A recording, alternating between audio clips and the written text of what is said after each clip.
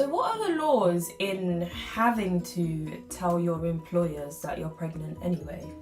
I'm actually gonna have a quick Google of this. Employees must tell their employer about the pregnancy at least 15 weeks before the beginning of the week the baby is due. Bit of a mouthful. That basically gives a bit of time. Job hunting. I started early. I think I was about 9 to 12 weeks pregnant, so I wasn't noticeably pregnant. I was so hungry to be independent, so I worked on the weekends. I attended college on the weekdays and studied for my A-levels in the rest of my free time. At the age of 17, I had no other experience, so it was either clothes shop, I'm sure I could hang some clothes, I'm sure I could fold some clothes, shoe shops, I'm sure I can find the size you're looking for, accessory shop, I don't really know what happens there, but I guess you just accessorize it. Lingerie, perhaps. I don't even know if they want someone who's just some young girl who don't know nothing about bras. Prior to that point, I didn't do any work experience in anywhere relevant for me to actually get any other jobs. So at that point for me, it was probably one of my first crunch times where there was that struggle between holding on to being a child, but being a child, having a child, and knowing that now I have responsibilities. So I had to make adult decisions now, like getting a job. And being a child wouldn't be an excuse to not make those decisions and not put down certain things for your new life, but not knowing what to do. And was that the right decision to make? Will I accomplish everything that I set out to achieve? But scared to come across like I'm not in control and ask for help. But you have to think like a parent, you're not already and you're not sure how to be. It's a lot of pressure and you lose your sense of identity. I think the solution is yes. We want to be treated like every other capable parent. So if that means going to go and get a job, going job hunting and not waiting around for handouts, we want to do that. But we're still young. Ultimately, we are young. I think that there should be specialist jobs that teen parents can apply for. And I think running alongside this offer, teen parents should have the opportunity for a mentor and a meal each week. And the purpose of this is to get teen parents, or to give teen parents an opportunity to discuss challenges. Those challenges may be like me, who was at college alongside working, like discussing just general life issues, housing issues. And it also promotes healthy eating. You have a healthy meal each week.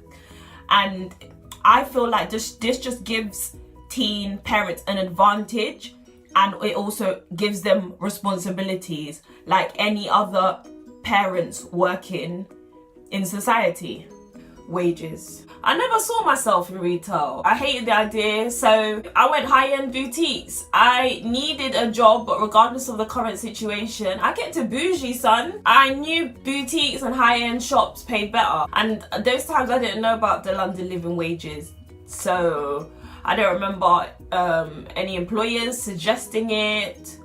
All the employers I knew of and all my friends were either on minimum wages or wages that companies paid. So with this in mind, in 2010-11, minimum wages were just under £5. 7 hours will equate to what, £35? So a weekend shift will be about £70. We're looking at about £2,240 over 8 months. And then you still got to take away all the rest of expenditures like rent, phone bill, service charge, gas, electricity, general living expenses, which leaves with about £1,000, which would, in my case, if I was living off £1,000 after 8 months of being pregnant, that would buy me my baby's mattress.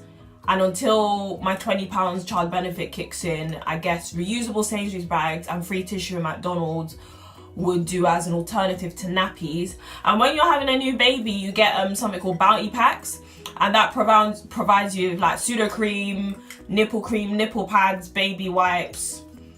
Struggle.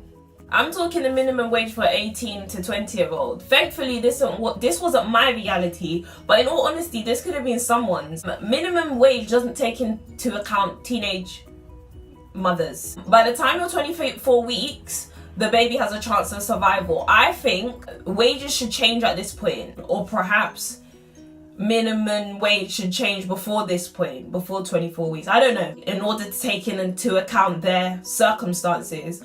which in some cases, they're not living at home. They no longer have their family's financial support. Their child's dad isn't supporting them, or is also young and is unemployed or on the minimum wage too.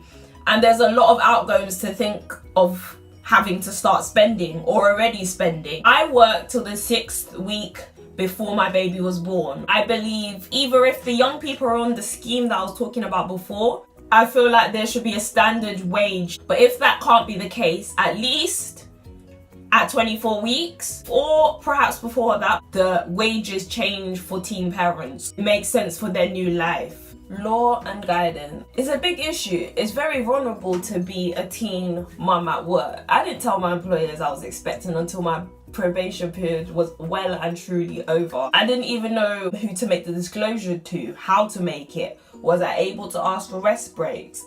How was I going to attend my antenatal appointment that conflicted with work? What was I going to do about uniform? There was no way. I couldn't disadvantage myself before that point. As long as I had the stability of my probation period, I couldn't afford to be discriminated against. I knew I would have to encourage myself to get up and go to work. I knew I would have been discriminated against if I'd said anything, because I was clearly employed due to my youthfulness. Honestly, it sounds dramatic, but everything changed when I did make the disclosure. Me and my manager had our probation period, and I just dropped it like it was hot. And then all the young people that I was working with, they started acting shifty, and I just couldn't be asked. I had other things to be focusing on, so I just started picking the shifts that they weren't working, all the young people didn't work on. And my manager knew this.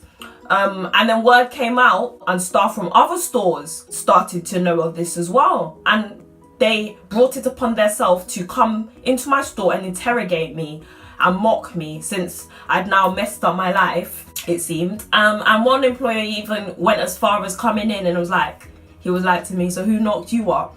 And he walked off. But this is like the kind of subtle can I even call it subtle bullying? Like, this is full on bullying.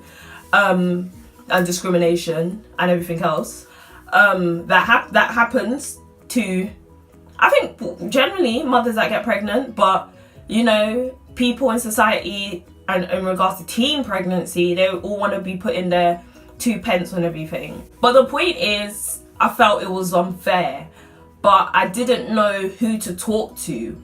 I didn't know if there was a union. I didn't know my rights, if there was any. Oh gosh, I don't know what happened here. But that's basically London. Thanks for watching.